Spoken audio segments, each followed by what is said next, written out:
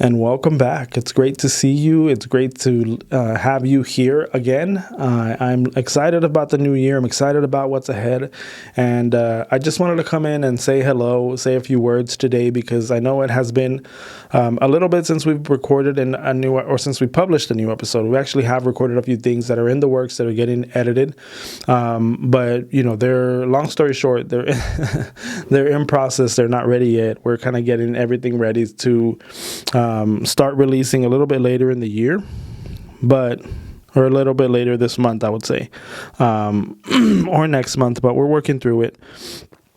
And really what was on my mind was just the beginning of the new year, how a lot of times we think about all the things that, we want to achieve, all the things that we have achieved. It's a good time to reflect and kind of think about where we're going and what we want to achieve. And so for me, I don't really do the resolutions because I feel I just don't stick to the resolutions just because I feel like life happens and for whatever reason, I don't end up completing the resolutions the way I would like them to, or I lose track of them, or I know that there's the day that everybody calls quitting your New Year's resolutions day.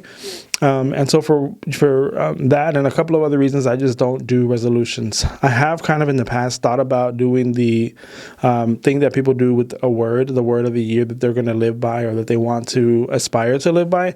And I've thought about that as well, but it hasn't really worked out for me. I think instead, my approach to the new year is almost like to clean house. So what I mean by that is that I like to go through both personally, professionally, especially like anything that I have around me that's, like old files, old papers, on my Dropbox in my Drive.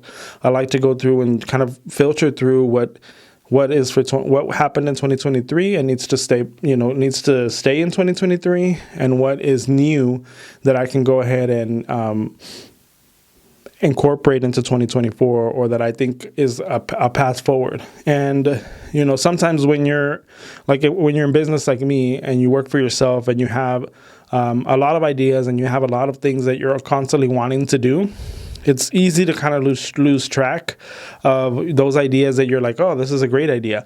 Or, oh, that's something that I want to work on. Oh, this is, you kind of lose track because it's easy to kind of get into the mundane day-to-day things and the work that you're doing on a constant basis. So you lose sight of it, you lose track of it. And then the next thing you know, it's 3 months, 4 months down the line, a year down the line. And you're like, wait, I had an idea that I wanted to pursue and I just never did because I kind of forgot about it. So in order to avoid that, what I like to do at the beginning of the year is to try to organize myself, to give myself some time to sit with myself, with my thoughts, and to think about, what are those things that I have kind of let fall by the wayside that I want to revisit, that I want to pick up again.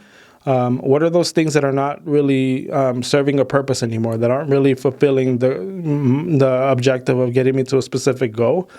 Or just aren't working out? I mean, what are those things that are working out? And then how can I leave them in the year that just passed and not take them into the new year? And so that takes a lot of kind of assessment and kind of thinking through what your goals really are and what really is working and supporting you in getting to those goals and what isn't. So that's one.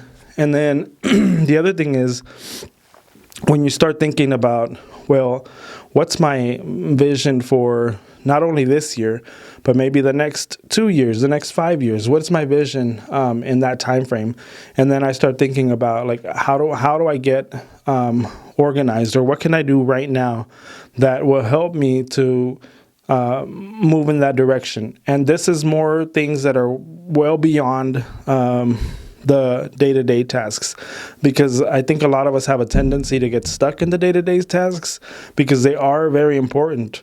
But whether or not you send those emails, whether or not you complete a project right now may not necessarily move the needle to where you want it to, as opposed to thinking about more long-term, like, hey, should I submit for this award category? Should I attend this national conference? Should I think about connecting with these people that are completely outside of my network that I would need to establish a network with?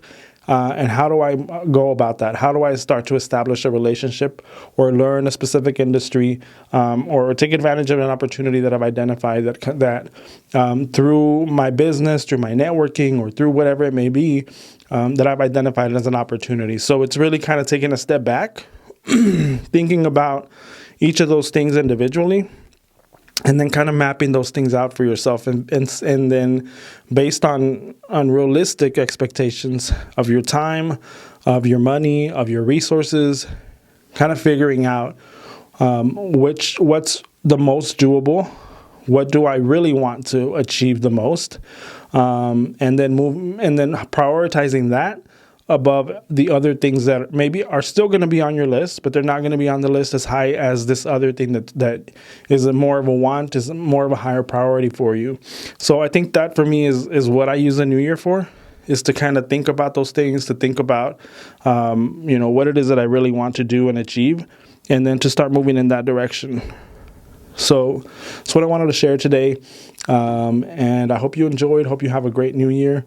And I will be talking to you soon.